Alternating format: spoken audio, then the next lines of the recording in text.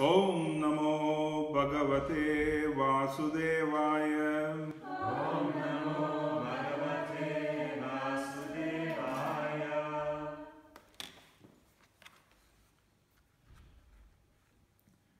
Om Ajnanatimrandasya Jnananjanashalakaya Chakshurunmilitamena Tasmai Shri Gurave Namaha. Nama Om Vishnupadaya Krishnapastaya Bhutale Srimate Bhaktitirtha Swaminiti Namine. Namaste Krishnapadaya Prabhupada Shatatmane Gaura Karuna Shakti Bhaktitirtha Iti Namine. Nama Om Vishnupadaya Krishnapastaya Bhutale Srimate Gaur Govinda Swaminiti Namine. Nama Om Vishnupadaya Krishnapastaya Bhutale Srimate Bhaktivedanta Swaminiti Namine. Namaste Saraswat Devam Gauravani Pracharine Nirvisesha Shunyavadin Paschate Desatarine.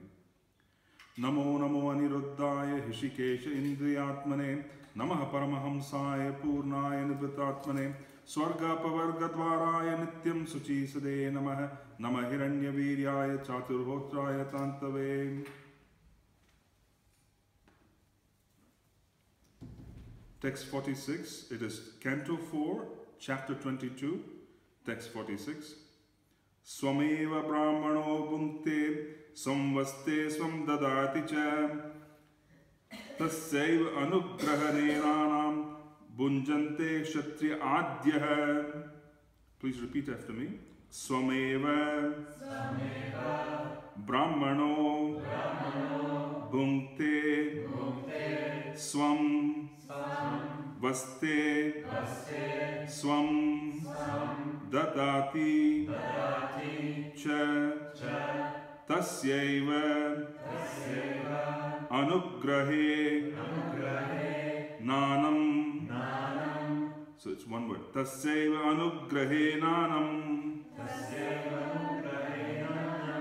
Bhunjate Kshatriya Adhyah. Okay, please. Anybody? Sameva Brahmano Bhunkte. Sameva Brahmano Bhunkte. Swamvaste Swam Dadati Cha. Tasyaiva Anugrahe Anam Bhunjante Kshatriya Adhyah. Anybody else, please? Swameva Brahmano Bhunkte. Swamvaste Swam Dadati Cha. Tasyaiva Anugrahe Nanam Bhunjate Kshatriya Adhyah. Swameva Brahmano Bhunkte. Swamvaste Swam Dadati Cha.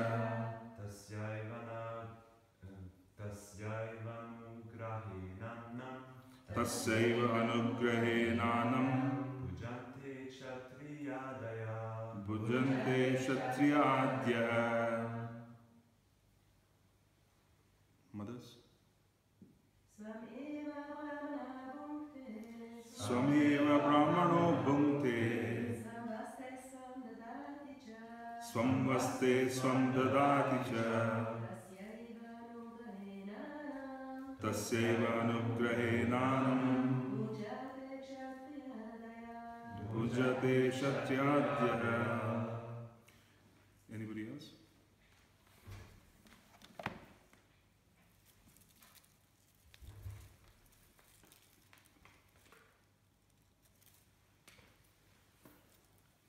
Anybody else? Okay. Translation. The Kshatriyas, Vaishyas and Shudras eat their food by virtue of the Brahmanas' mercy. It is the Brahmanas who enjoy their own property, clothe themselves with their own property, and give charity with their own property. So please repeat the translation after me. The Kshatriyas, Vaishyas and Shudras eat their food by virtue of the Brahmanas' mercy. It is the Brahmanas who enjoy their own property, clothe themselves with their own property, and give charity with their own property. Purport by His Divine Grace Srila Prabhupada. The Supreme Personality of Godhead is worshipped with the words Namo Brahmanya Devaya, which indicates that the Supreme Lord accepts the Brahmanas as worshipable gods. The Supreme Lord is worshipped by everyone, yet to teach others He worships the Brahmanas. Everyone should follow the instructions of the Brahmanas, for their only business is to spread Shabda Brahma or Vedic knowledge all over the world. Whenever there is a scarcity of Brahmanas to spread Vedic knowledge, chaos throughout human society results. Since Brahmanas and Vaishnavas are direct servants of the Supreme Personality of Godhead, they do not depend on others. In actuality, everything in the world belongs to the Brahmanas, and out of their humility, the Brahmanas accept charity from the Kshatriyas or kings and the Vaishyas or merchants. Everything belongs to the Brahmanas, but the Kshatriya government and the mercantile people keep everything in custody, so like bankers, and whenever the Brahmanas need money, the Kshatriyas and the Vaishyas should supply it. It is like a savings account with money which the depositor can draw out at his will. The Brahmanas, being engaged in the service of the Lord, have very little time to handle the finances of the world, and therefore the riches are kept by the Kshatriyas or the kings, who are to produce money upon the Brahmanas' demand. Actually, the Brahmanas or Vaishnavas do not live at others' cost. They live by spending their own money, although it appears that they are collecting money from others. Kshatriyas and Vaishyas have no right to give charity, for whatever they possess belongs to the Brahmanas. Therefore, charity should be given by the Kshatriyas and Vaishyas under the instructions of the Brahmanas. Unfortunately, at the present moment, there is a scarcity of Brahmanas, and since the so-called Kshatriyas and Vaishyas do not carry out the orders of the Brahmanas, the world is in a chaotic condition. The second line of this verse indicates that the Kshatriyas, Vaishyas and Shudras eat only by the virtue of the Brahmanas' mercy. In other words, they should not eat anything which is forbidden by the Brahmanas. The Brahmanas and the Vaishnavas know what to eat, and by their personal example, they do not eat anything which is not offered first to the Supreme Personality of Godhead. They eat only prasad, or remnants of the food offered to the Lord. The Kshatriyas, Vaishyas and Shudras should eat only Krishna prasada, which is afforded them by the mercy of the Brahmanas. They cannot open slaughterhouses and eat meat, fish, eggs, or drink liquor, or earn money for this purpose without authorization. In the present age, because society is not guided by Brahminical instruction, the whole population is only absorbed in sinful activities. Consequently, everyone is deservedly being punished by the laws of nature. This is the situation in the age of Kali. Very interesting purport that the Kshatriyas, Vaishyas and Shudras eat their food by the virtue of the Brahmanas' mercy. So several perspectives can be gained. The purport talks about the fact that the Brahmanas have deposited their wealth with the Kshatriyas and the Vaishyas, and then they are merely collecting it. So let's talk about the nature of resources first. Let's talk about who owns what, and then we will understand how it gets deposited and how the Brahmanas have a right to be able to withdraw just as much as they can go to a bank and they can make a withdrawal whenever they desire. Before gross wealth, as in dollars, pounds, and euros, are created, there has to be a manifestation of subtle wealth. And subtle wealth is created by following one's occupational duty so that one obtains piety, which is pious credits, and the pious credits are subtle wealth. When the pious credits expand to a point where there's abundance of pious credits, then one desires, and the desiring after accumulation of pious credits manifests a gross level of resources. So first, accumulation of pious credits. Second, there is desiring. And third, it manifests itself based on the time factor. It may not manifest tomorrow. It may not manifest as we wish it immediately. It will manifest in the direction of the time factor at an appropriate time in the future. But it will get created because it has already been created, because it is available in the subtle realm. Does it make sense? You know, in India, we call it punya, for instance. Pious credits is punya, literally. So you have a lot of people doing charity. They engage in some pujas. They engage in certain level of social activities and so on and so forth. And all of this is an attempt to obtain pious credits. They do not have a complete understanding as to how these pious credits work and how they can bank them and how they can withdraw them. But they do have an understanding that at some point this is going to result in something beneficial. So as a consequence, one requires first subtle credits. And when the subtle credits are depleted, desires do not get fulfilled, or when the supreme time factor decides that this person is violating the principles on living on the planet, even if they have pious credits, then there are obstacles for them to be able to fulfill their desires. So, performing the occupational duty is where we want to talk about. Now, first point, we said there has to be subtle credits. You cannot create resources without first obtaining subtle credits. It's not possible. Yeah? So, we do find that when everything is going smoothly and everything is being made available, one will also find in our line, we also find that the sadhana and everything else is also going very much in line, and everything is being abundantly available. In that sense, we want to look at the fact that the holy names provides us with whatever is required. So really it is not required for us to endeavor beyond what is required for us to be able to maintain our body. It is being provided for us to be able to chant. However, what is the point which is being made about the Brahmanas being the owners of wealth and that they are merely going to collect? The business of the Brahmanas is to engage in pious activities. Vaishnavas and Vaishnava Brahmanas engage in transcendental activity. Brahmanas in general engage in pious activity which is predominated by the mode of goodness. So when they engage in this pious activity, they accumulate a lot of pious credits. So they have an abundance of pious credits. When they go before a king or a Vaishya, which is a mercantile person, and then they say that I have this particular demand, I want to conduct a sacrifice. I want to be able to, perform a certain, build some infrastructure for my ashram. I've decided to establish ashram here. The king immediately knows that he will receive pious credits from the Brahmana at a subtle platform, and he has to provide the gross credits. This understanding is there in Shastra.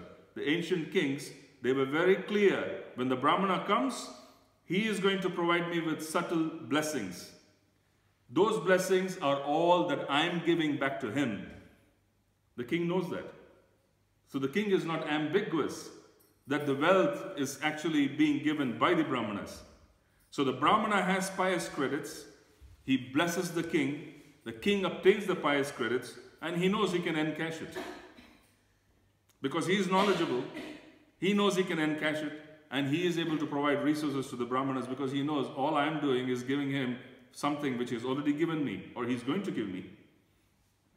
You see, there's no confusion in the king's head because he's been trained by Vedic knowledge. He knows these are pious credits. This person has abundance. He has done all kinds of tapasya. He has done all kinds of austerity. He has the ability. He has a storehouse of resources in the spiritual sky or in the material sky in terms of credits. If he comes and asks me, and if he were to just give me some amount, then I would be able to give him whatever he wants. So in that sense, the king and the mercantile men are banking for the Brahmana. Because they are banking, as in they are safeguarding the gross resources. They are safeguarding the gold. They are safeguarding the cows. The Brahmana, on the other hand, simply has to remain completely independent. And they are independent by nature, which is also the other statement which is being made, that they don't need any help from anybody because they have pious credits in abundance. They can create whenever they want. They have the ability to transfer the pious credits. They can do whatever they want. Their desires will be fulfilled. You see, you perform your dharma, and if you perform your occupational duty, then you obtain credits. Using those credits, artha. Artha is credit. So there is dharma, there is artha. You first obtain credits by performing your occupational duty according to scriptural injunction. You obtain pious credits. Once the pious credits are obtained, which is what is artha? Artha in reality is pious credits, which are bankable. Which are bankable, which are convertible. It is subtle. They can exchange it. If the system recognizes the Brahmana and recognizes the potency of the Brahmana, it can be exchanged. So, dharma, occupational duty, accumulates artha, subtle wealth. The subtle wealth is then converted through the manifestation of desires, and people fulfill karma, which is desires. Once this karma is fulfilled to the point of becoming exhausted and frustrated, because the happiness is fleeting. It does not exist for a long period of time, it disappears. The individual then pursues something which is above the mere use of subtle credits for the purpose of enjoying with their senses or gravitating and moving to higher planetary systems in subsequent births. They say that let us use it for the purpose of liberating ourselves. This is jnana. First there is fruitive desires, karma. So karma kanda is fruitive desires where people have desires and then they use these desires. And then the next point is they reach frustration point and then they say that I am now a jnani because despite doing all of this, I'm still frustrated. This is jnana. Srila Rupa Goswami's instruction is we don't belong to either of these categories. Jnana karmadi anavratam. Devotees should neither be trying to work for fulfilling their fruitive desires, neither should they be trying to liberate themselves because this place is frustrating. We are not in the business of enjoying or liberation. No. Jnanis are much better than the fruitive workers because they don't enjoy with their senses. They at least want some place outside of this world. We are not in this business. Jnana karmadi anavratam. Anya bilashita shunyam. Jnana karmadi anavratam.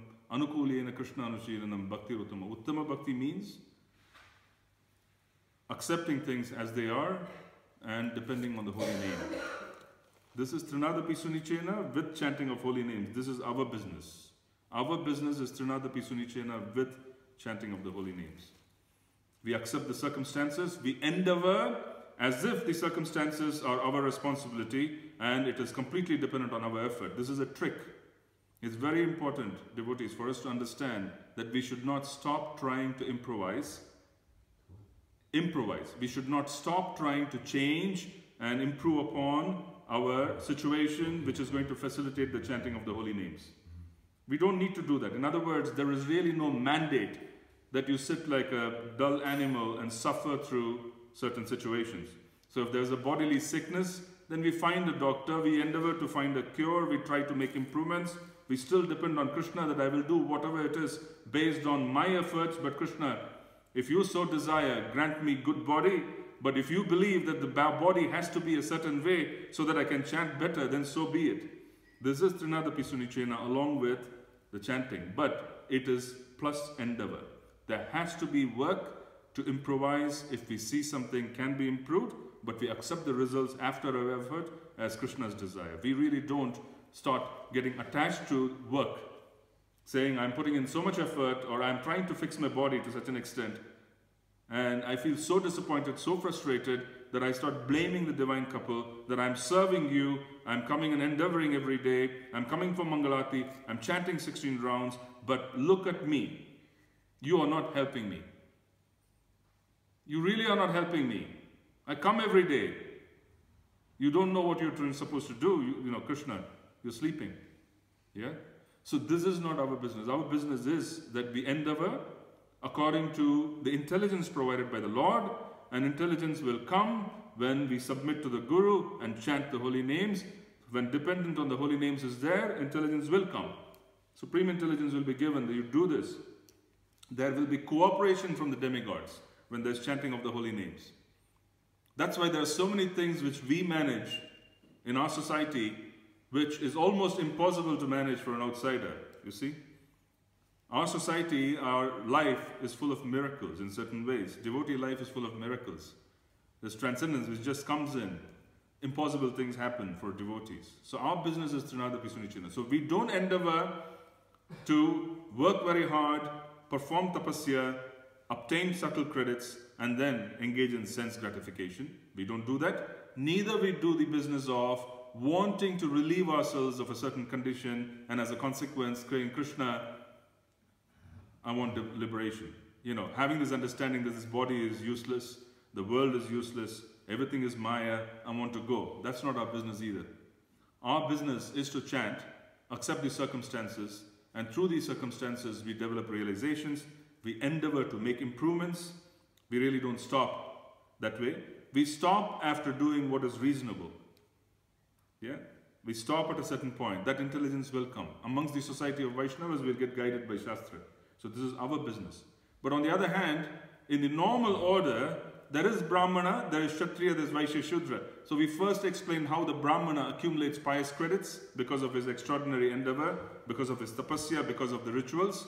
And then he uses the pious credits by going in front of the king and going in front of the merchant and saying, I need to buy ghee, I need to buy sacrificial ingredients, I need to buy so many things. And the king and the merchant who are pious, they understand this Brahmana has an abundance of credits. If he's a bona fide rishi or a bona fide Brahmana, all I'm going to do is give him what he requires at this time, and I will receive payment, perhaps more than what is owed. And then they have credits, and their wealth increases, their resources increases, they have the ability to move forward. You see? Now, this is one way where the Kshatriyas and the Shudras and the Vaishyas are eating due to the Brahmana's mercy. This is one way where they serve the Brahmana, receive credits, and they benefit as well by the service. You see? That's why there is Brahmanya Devaya, where the Brahmana is considered equal to the demigods. He is worshipable because he has the ability to grant desires. So special. Brahminical life, if it is properly led, independent life, there will be no problem. But the Brahmana requires a certain psychology to operate. Brahminical life requires psychology. Brahminical life means the person is not bothered by eating, sleeping, mating, defending. He is not bothered. If you are agitated because those arrangements are not properly made, please understand that you belong to a different Varna. You do not belong to the Brahminical Varna or the Brahminical platform. There should be no agitation. The Brahmana cannot have agitation. People cannot get agitated in the mode of goodness. At least their agitation is very minimal. So the Brahmana has the capacity to fast. You tell him go without food, they can go without food because he should not be bothered. The Kshatriya cannot fast. The Vaishyas and Shudras, because of the lower modes, cannot tolerate anything. They get agitated. Brahminical life means tolerance. They should have the capacity to tolerate circumstances that are austere. Brahminical life also requires some other ingredients to be successful, because we are a society of Brahmanas. Srila Prabhupada created an institution, and the institution has certain objectives. The objective of this institution is to deliver transcendence. Because transcendence is the objective, if you create an institution with an objective, it will attract people who are interested. Please understand, this is like creating an office and saying this is the objective of the office. It will create and it will attract certain kind of talent. It will attract a certain kind of people. We attract Brahminical people, we attract intellectuals, we attract people who are interested in wanting to move forward, and they have this Brahminical mindset to a large extent because our objective has been set that we are transcendental. Our mission is transcendental. Since our mission is transcendental, we attract people who have that mindset. We don't attract everybody, we attract a certain people who have that mindset because the institution's objectives will attract people who want to be a part of the institution. It's very important. You set up an organization and you set up the organizational objective, it will attract a certain kind of talent. Depending on the modes which exist within the organization, if the modes of nature which are managed within the organization are quite intense, it will attract demoniac kind of people. It will attract a demoniac kind of population because of an organization. For example, you see some corporations. What is the going word in English we say? In accounting specifically, they use this word. An entity is a going concern. Have you heard of this? An entity is a going concern. It means essentially that there is really no end to this entity. It can just go on. You create a corporation, there is no end to it. It can just exist forever. So it's a going concern. But in reality, why do we see corporations collapse and go out of business? Why do corporations go out of business if the objective is to exist forever? Corporations go out of business because they develop the mode of ignorance within the ranks and they attract people who have the ability to destroy.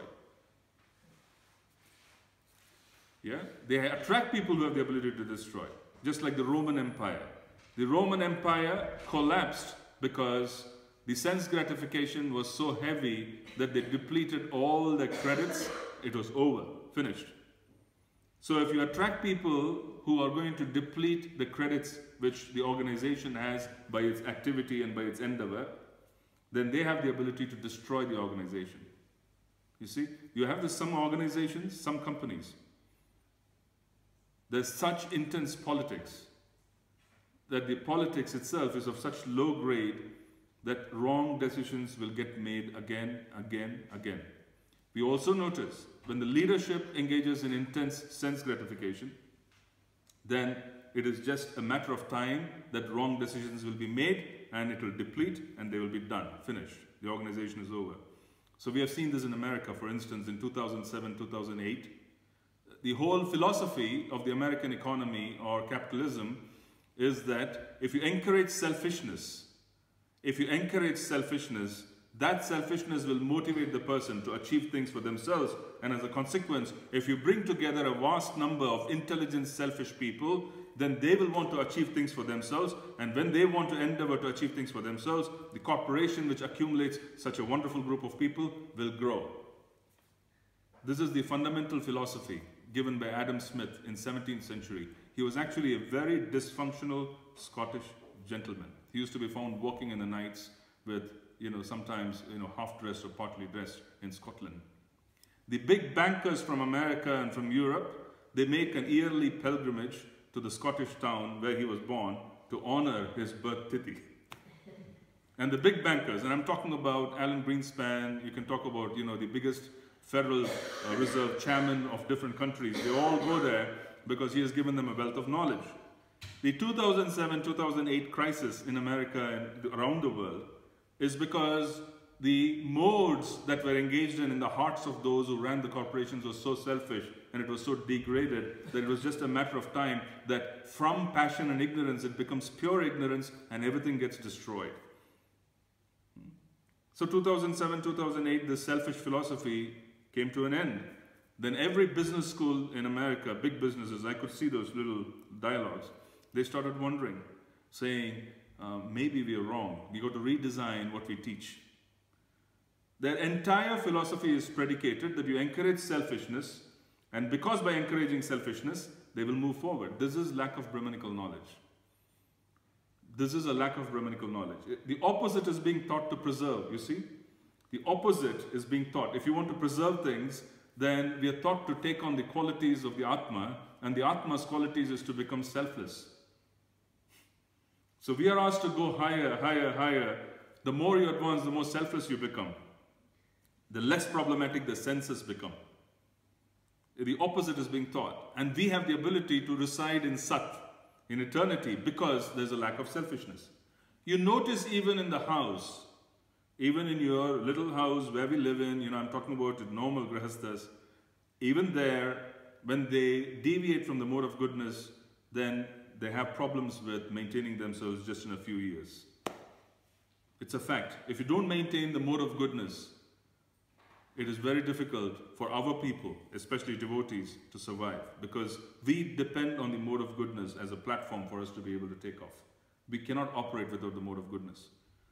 You see, there are spiritual practices which depend on the mode of ignorance. There are ways to enter the spiritual sky. We are planning to go like this, you can go like that. There are two directions in which you can go. There are ways to do it. But our business is not to go like this in the modes. Our business is to constantly rise and use the modes as a platform and then move forward. Devotee problems, personally, my experience, devotee problems are equal to not being in mode of goodness for most part.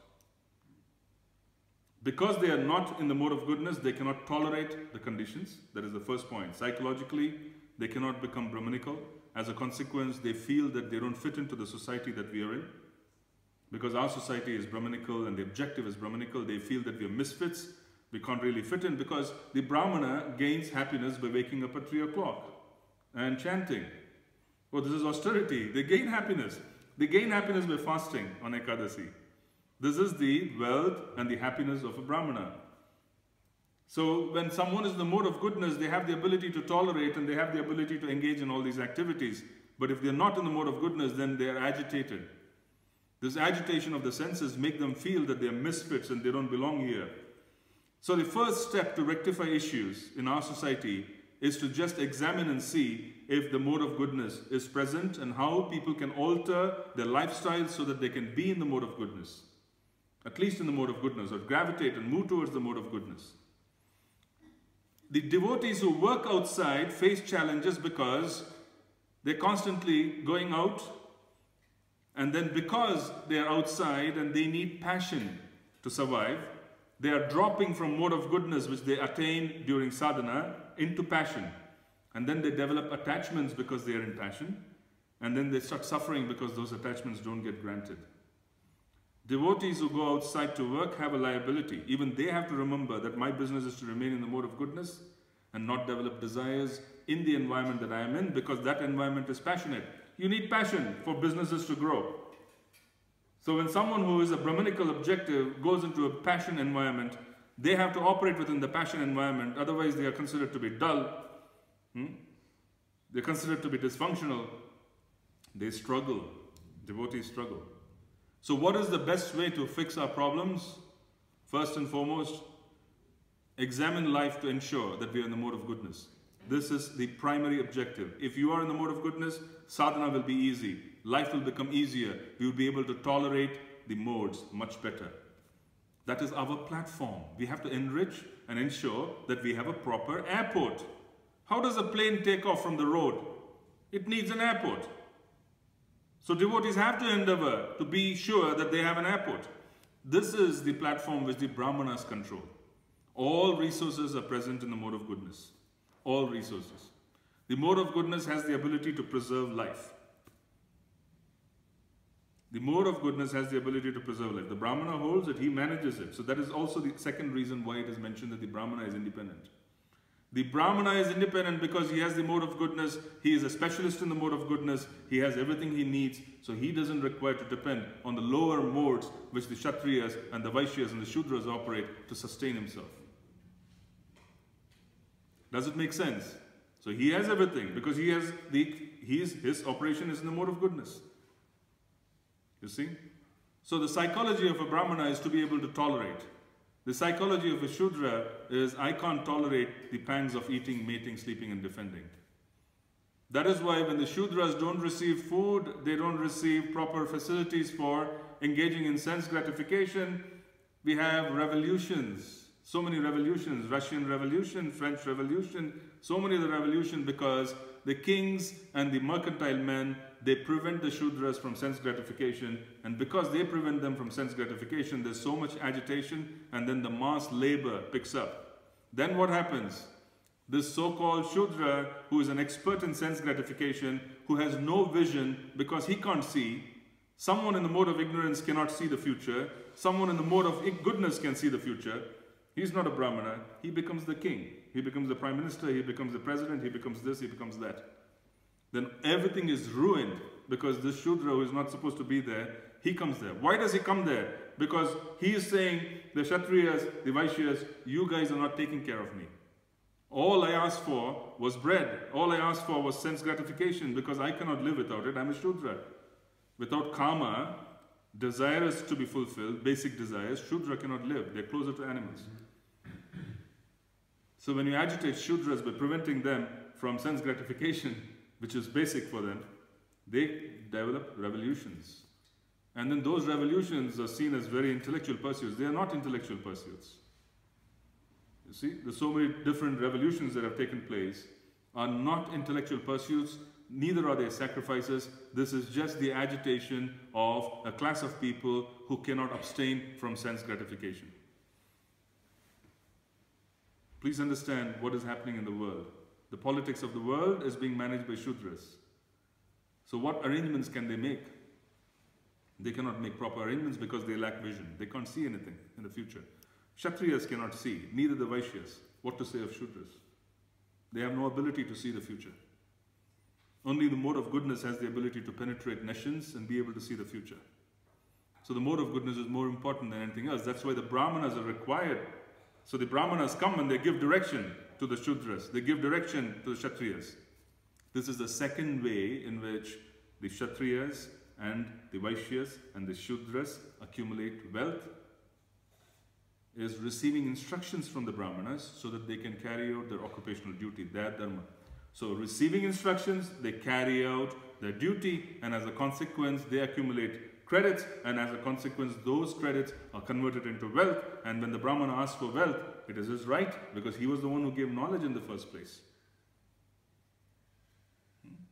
It is so powerful when you really understand it. It is really so powerful in being able to redesign our lives, understanding where the pitfalls are. Our pitfall and our struggle is that we are Brahminical and we are plugging into material nature fully. Like an elephant who has a bath, he comes out and he puts mud on his shoulders and he puts mud on himself. Our devotees who work outside have a tendency to have a wonderful transcendental bath. They chant, they worship, and then they go and put mud on themselves throughout the day. And by the time it's evening, by the time it's 5 o'clock, they feel contaminated because they are in low modes. They come back home and then they struggle, they're so tired, they're so drained, we don't feel very happy being in the wrong modes. They go to bed, they wake up again, have a nice bath. They chant, chant, chant. So in this process, there's very little that is accumulated because all you're doing is recovering from some illness which you got during the day. So we spoke in the previous week's sessions that you need to have a retirement plan. You cannot survive constantly plugging into material nature. This is not long-term, and our sadhana is long-term. We are in a 40, 50-year business. We are not in a one-year business where you can just stop everything, take a vacation for 1 year, and then reach Goloka Dham. No. Ours is a long haul, so requires planning. The sooner we make ourselves independent, that will give us Brahminical potency. Brahminical life also is a life of simplicity. When a Brahmana has to constantly think so much about making things work, then he cannot be a Brahmana. He cannot. If as devotees, we come into wealth, we come into resources, we use the resources to build vast buildings. Sometimes we do that. We see devotees doing that. They progress from one stage to the other, and as they progress from one stage to the other in their careers, they add liabilities.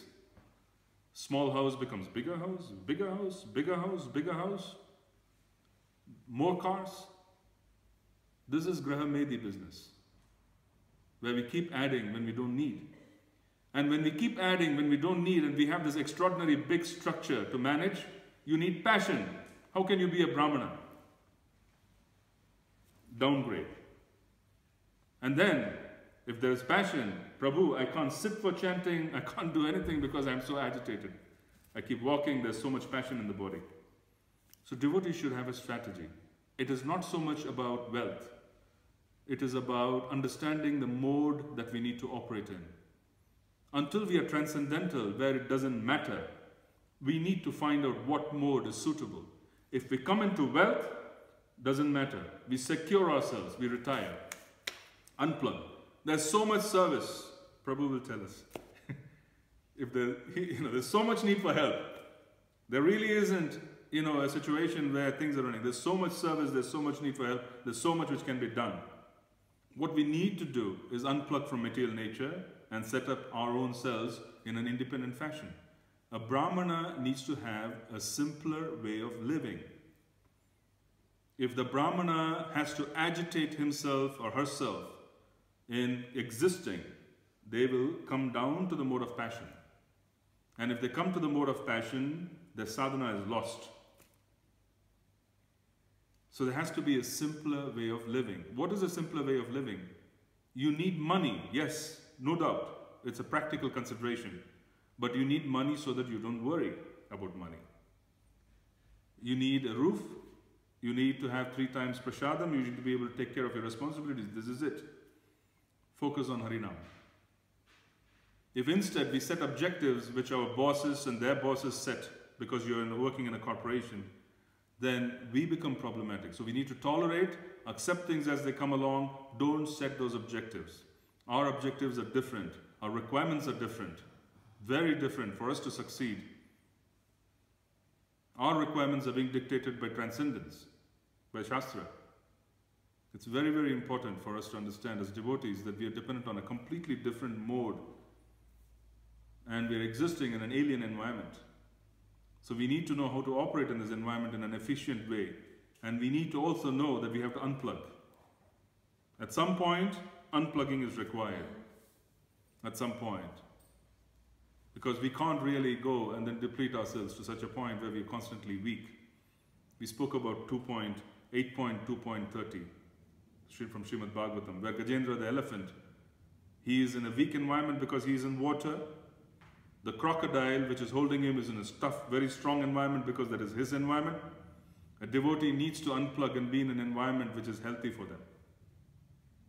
They need to. This is a long-term plan. This is a long-term objective. We should not become distracted because we need to keep this objective. If you have a powerful career, powerful profession going, focus on taking all the resources that come out of it and then saying goodbye. Sooner the better. That requires desires. That requires a desire to chant Shuddhana. My spiritual master used to boldly proclaim, His Holiness Bhaktitirtha Maharaj. He says, most devotees don't have a desire for chanting the pure name. They have so many other desires. They don't have a desire for chanting the pure name. He used to say this. Most of us don't have a desire to chant the pure name. We have many other desires, but we don't have a desire for chanting the pure name. Are we really worried and asking that I'm not in a position to move forward? We don't have it in us. So the responsibility of those who give classes and be able to share Shastra, it is their responsibility to inspire others so that they develop an interest in wanting to chant the pure name. They rearrange their lives. This is the Brahminical function in our society. The Brahminical function in our society is to be able to again align the lives of devotees so that they can come and then align themselves so that they can chant and they can do this properly. This advice has to be given. We don't want to keep quiet. A Brahmana is independent. The Brahmanas in our society have to be independent-minded, they have to be intelligent, but they cannot and should not keep quiet when they give classes in terms of what is required for our society to flourish. We should not become diplomats. We are not in this business. We want to encourage everyone based on their propensities. Absolutely. If someone has a great desire to build enterprise, encourage the person so that he can give the results to Krishna. That is fine. But he should also be aware of what the objectives are. So that he has an ability to decide that, yes, I'm endeavoring, I'm working very hard, I'm building resources for Krishna because I have propensity, I'm going to give the resources to Krishna, but ultimately I also would like to chant at some point. Even he should know that the objective is to chant. That is the Yuga Dharma. You see? We want to understand and we want to tell people that very clearly. So there's nothing wrong with people wanting to endeavor to succeed because it is their propensity. Krishna says you can't change nature so quickly. So we want to encourage them according to their propensities, give the results to Krishna after you work so that you don't really get contaminated by the work. This encouragement should be given. This is the Brahminical function.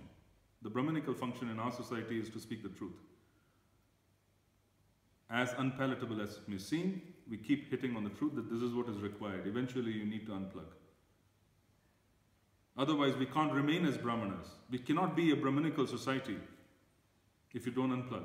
We cannot remain. That is the reason why the Brahmanas had a simple structure those days. They had a very simple independent structure. It was very independent. They had everything. Very independent.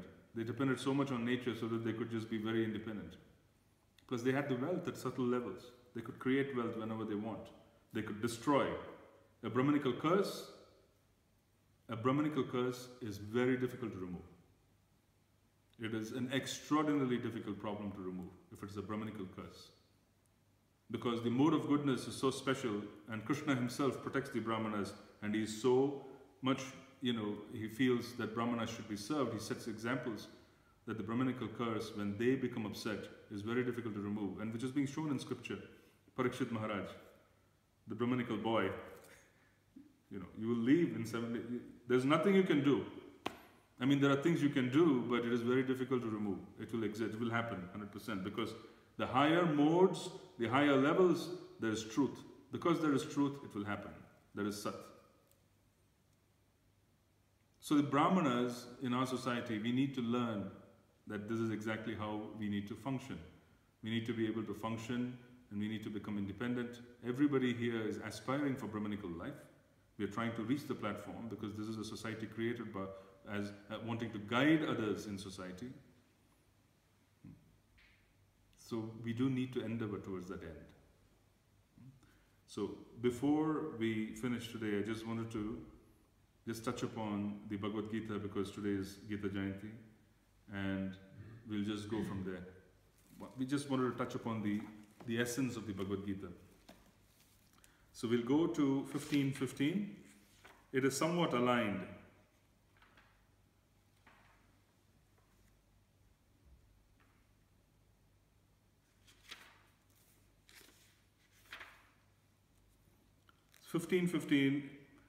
Sarvasya chaham hridi sannivishto mattah smita jnanam apohanam cha vedaisha sarvairaham eva vedyo vedanta krid vedavid eva chaham.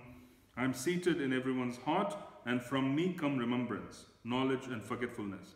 By all the Vedas I am to be known. Indeed, I am the compiler of the Vedanta and I am knower of the Vedas. This is the Paradise of Sutra of the Bhagavad Gita. This is the most important verse. And this is the essence of the Bhagavad Gita. Every sutra, every scripture has a very important or most important verse. For example, in Srila Rupa Goswami's Bhakti Rasamrita Sindhu, it's Anyabhilashita Shunyam Jnana Karmadi Anavritam. That is the Paribhasha Sutra, which is the complete essence. So that is something which is very important. In a similar fashion in the Bhagavad Gita, this is the essence of the Bhagavad Gita. So the circumstances are as follows. The way we want to understand this is that he's saying, I am seated in everyone's heart and from me come remembrance, knowledge and forgetfulness. So Krishna is making a very, very intense statement here in this particular verse. He is saying that if you choose to forget me, I will help you. He's saying, if you choose to forget me, I will help you. From me come forgetfulness, from me come remembrance. If you choose to want to forget me, I will create all kinds of circumstances to remove you from the circumstances you can forget me completely. This is Krishna's such a fearful statement. Such a fearful statement. Imagine Krishna creating an environment to help us forget him. And how dangerous is that environment if Krishna gets involved and says, I will create it. You want to forget me, I will create an environment. When Jaya and Vijaya offended the Kumaras, Lord Vishnu, who descends, it is said, he is so afraid that the Brahmanas, or he is so upset that the Brahmanas have been offended, he descends and he says, the Lord was not even wearing his shoes. He forgot to even wear his shoes. He just comes immediately because the Brahmanas are being offended. The statement he makes to Jaya and Vijaya is that you have forgotten me. They have forgotten me.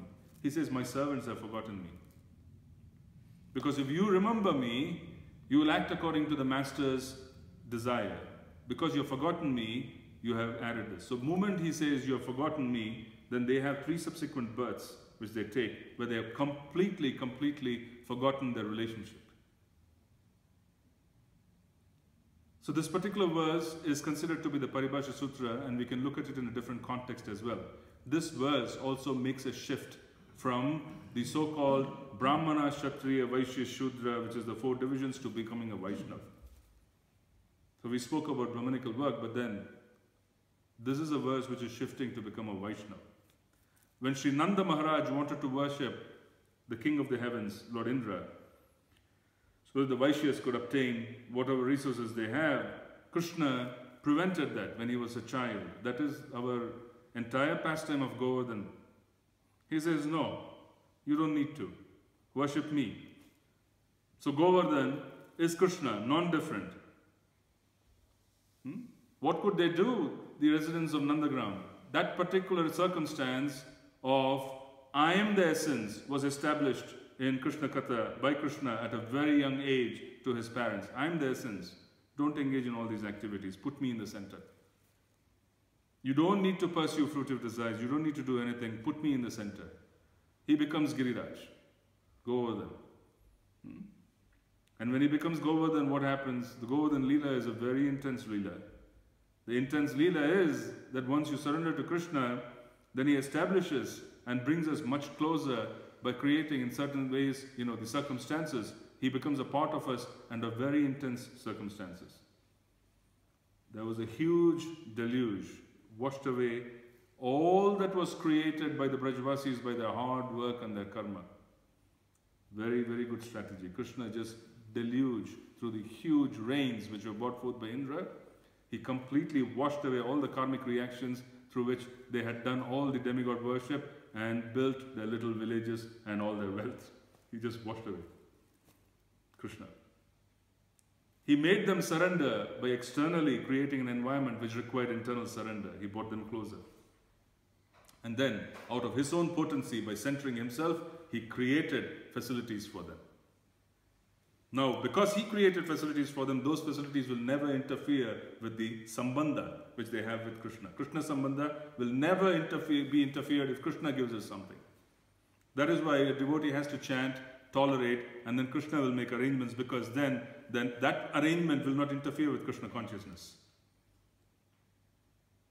So in Govardhan Leela, he washes away, so the karmic reactions are washed away, then there's complete surrender, there's such wonderful sambandha, and then from that sambandha, he manifests his opulences. He says, you feed me, I will take care of you. So the arrangements are being made. Those arrangements which are being made after Krishna makes those arrangements will never interfere with Krishna consciousness. Our arrangements based on our fruitive desires will interfere with Krishna consciousness. You see? So this verse is so important, that I am everything. You need to do everything for me, and when you start doing everything and you start existing for everything, which is what Krishna says, for what I am, then I will take care of you. This is the essence of the Bhagavad Gita. All works, whatever you engage in, ultimately I am the beneficiary. If you want to pursue the Vedanta, I am the beneficiary. I am the one who you are trying to attain. If you're trying to engage in Karma Yoga, I am the one you're trying to attain. The Jnanis like to read Shastra so that they can understand material nature, so that eventually they will reject it, saying this is false. I am the one you're supposed to attain. This is Krishna's statement. This is Paradise of Sutra. This is the essence of the Bhagavad Gita. This is the essence. I've spoken so much in the previous chapters, but this particular thing, I'm telling you that everything you do is my endeavor. So you're eventually going to come to me, and I'm the object, I am the worshipable one. This statement is being made by Krishna here. So very simply for us, our business is to engage in pure devotional service. That is why Krishna says, Sarva dharman parityajya mamekam sharanam vaja. Give up endeavoring for all other identities, especially if I am not in the center. So if you move Krishna to the center, away from the center, start endeavoring with, oh, this is my job, this is my identity as a mother, this is my identity as a father, this is my identity as so many different issues. Then Krishna has moved away from the center. He's saying, Sarva dharman parityajya. Dharma comes from establishing an identity. He says, push all those identities away. The only identity you need to have is the relationship you have with me. Keep me in the center. Then manmanabhava madbhakto. So for performing manmanabhava madbhakto, which is the previous verse, where you're constantly thinking of Krishna, which is literally a definition of prema, one needs to be able to be very Krishna-centered and depend on Krishna. This is Vaishnava life. Our propensity to work in a Vaishnava society could be that we are Shudra by nature and we want to just work. But we are still above the four varnas of Brahmana, Kshatriya, Vaishya, Shudra. Even if our propensity is just to work in this particular society of ours. For Krishna. We say, I am a Shudra for Krishna. I'm just going to clean toilets. I'm going to just do the cleaning, for example. I'm very, very attracted to that. I'm very attracted to that, to be honest. It's one amazing service. But the point which I'm trying to make is that from external observation is Shudra. But for internal observation, that Vaishnava who is cleaning the toilets is equal to the Vaishnava who is worshipping the deities. Because everything is transcendental. There's no difference. Someone is giving class. That personality who is giving class is Brahminical function, but his function and the function of someone who is maintaining the grounds and ensuring that Radha Madhav, Radha Madan Mohan receive fruits and everything, that Vaishya work, that is equal. There's really no difference because we are on a transcendental platform. So for us, there is really no Varna classification. We act according to our nature to please Krishna. there is this wonderful book, and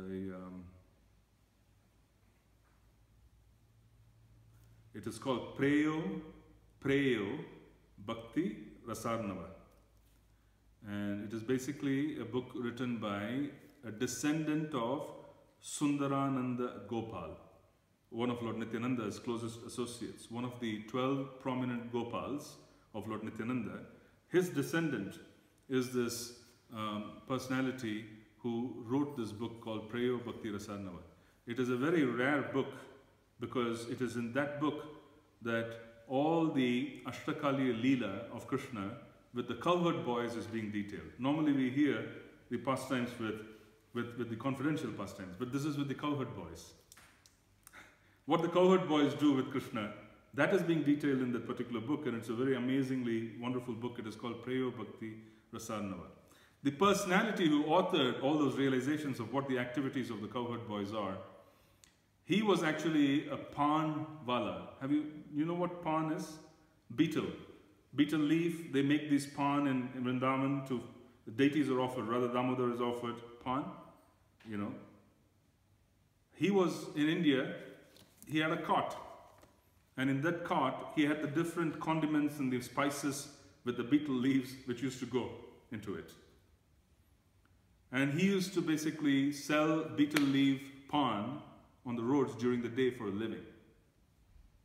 But before he started the day, he used to empty all the pots with all the ingredients, fill it with different ingredients, and he used to worship his deity. And then he used to just fill it up with all the ingredients which are required for his occupation. So this was a personality who was basically selling pan. But his extraordinary realizations of the pastimes of the cowherd boys with Krishna Balram are detailed in that particular book. And the reason I'm mentioning this is because externally a Vaishnava could be engaging in certain occupations which people might deem as being Shudra, Vaishya, Kshatriya. But internally, they are situated in transcendence because of their Sambandha. The higher and higher their level of Sambandha, the greater and greater they are completely free from any influence if they are engaging in some occupation. Within our society, there really isn't any difference. That is the Vaishnava definition. We don't differentiate between mothers and prabhus. There is no difference. Yeah? There's so much glorification of extraordinary devotees who were in a female body. There's so much glorification of prabhus.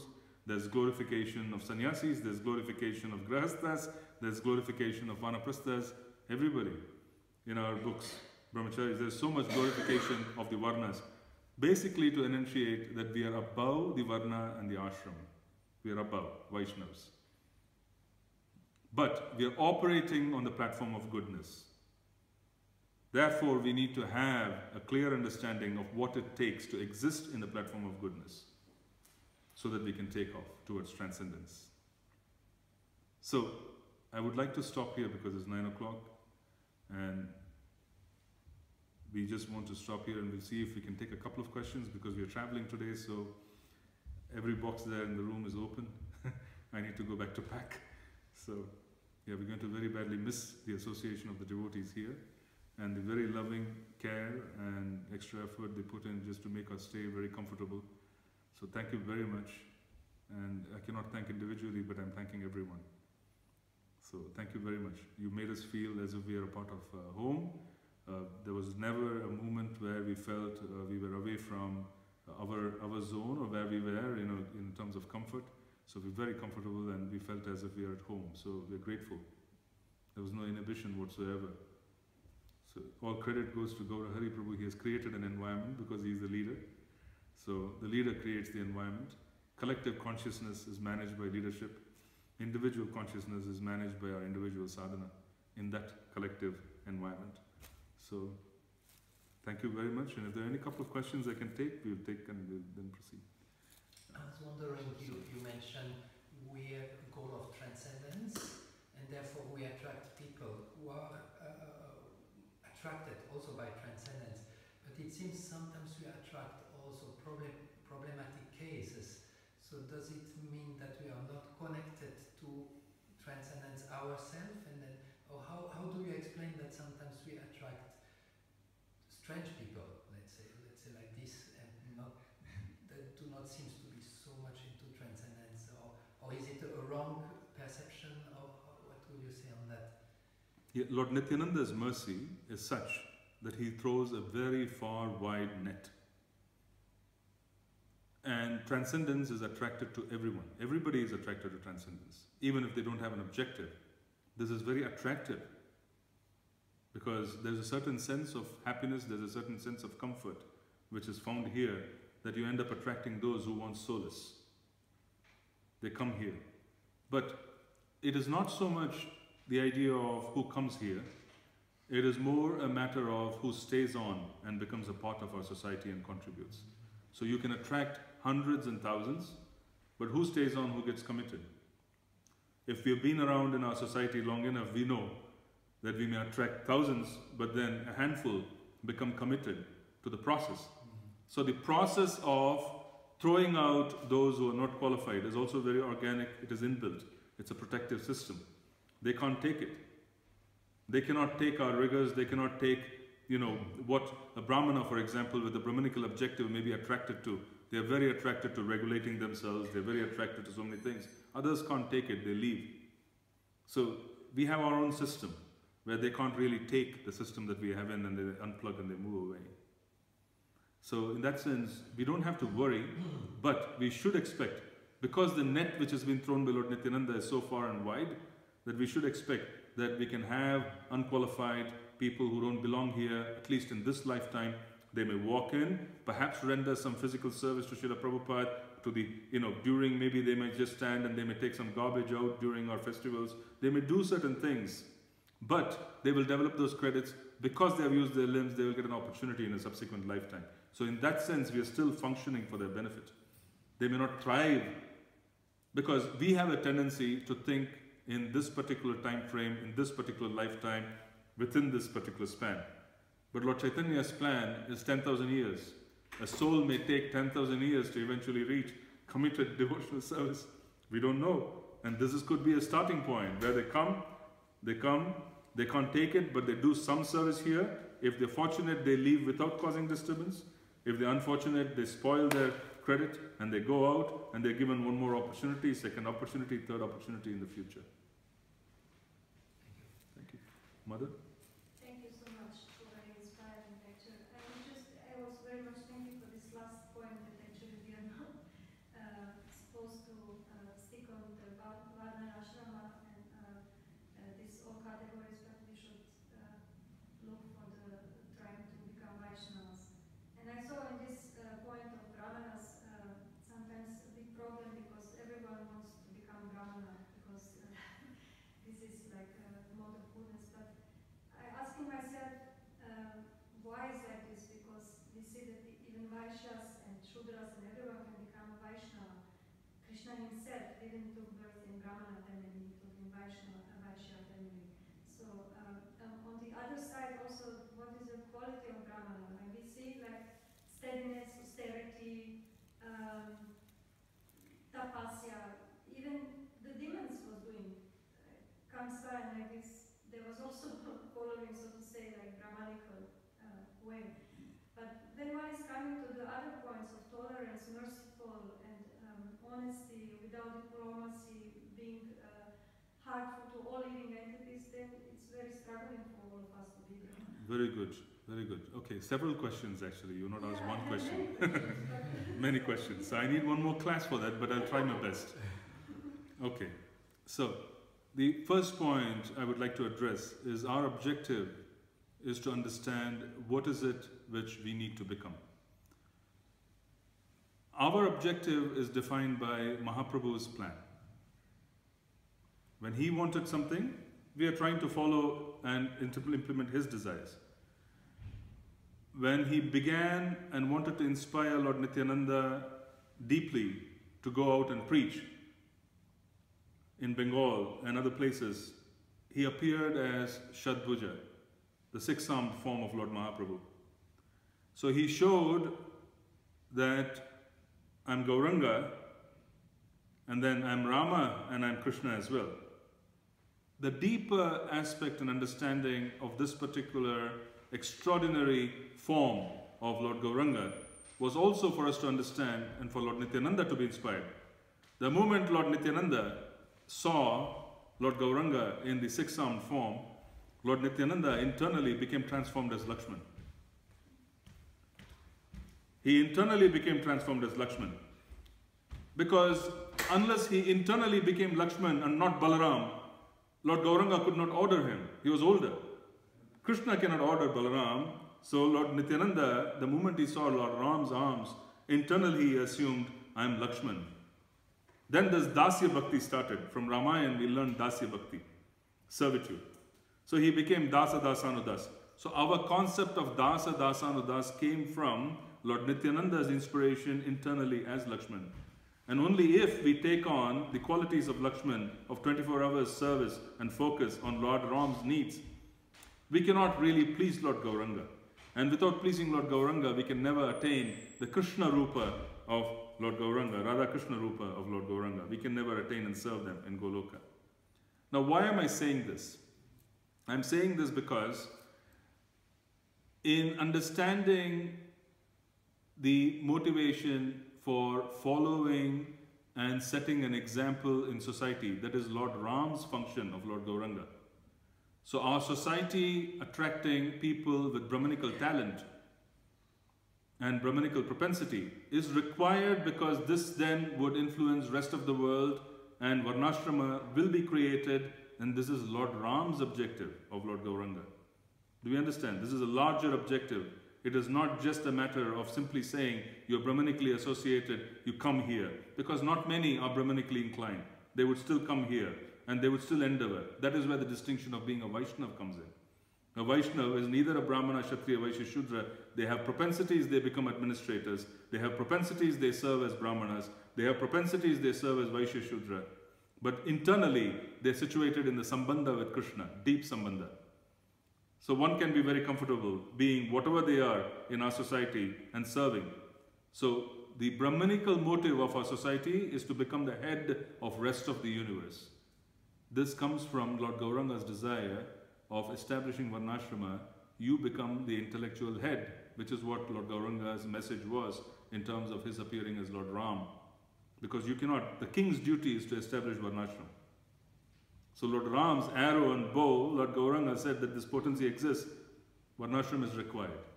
Become the intellectual personality. Because once we become intellectually situated, we have the ability to provide intellect to others. Then the world will function. It will happen. It's a matter of time. That is the overall big picture of Varnashram one needs to understand. Now, this is the first point I want to make, is that our society being Brahminical does not mean only Brahmanas should come or everybody should aspire for that platform. Everybody can serve as Vaishnavas in the Sambandha of a Dasa Dasanudas and wanting to serve others and wanting to serve Lord Gauranga. So this is very important for us to understand, that our role as a Brahminical society is to influence the rest of the universe. And in our society, we will have Vaishnavas with different propensities. And all of them are connected. So we had so many different Vaishnavas with so many different flavors who are our Acharyas. Mother Janava, she's a lady.